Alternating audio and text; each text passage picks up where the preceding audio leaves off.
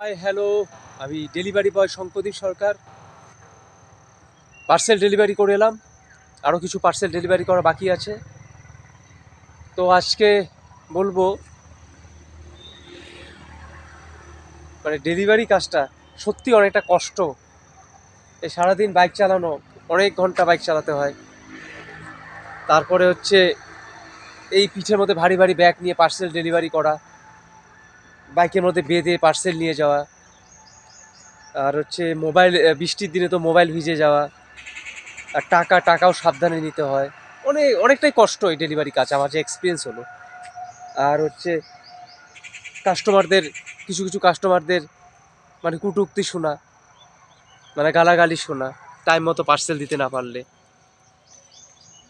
Time মতো delivery করতে না পারলে অফিসের স্টাফদের কাছে মানে খারাপ হওয়া। তো ডেলিভারি কাজে আমার যে একটা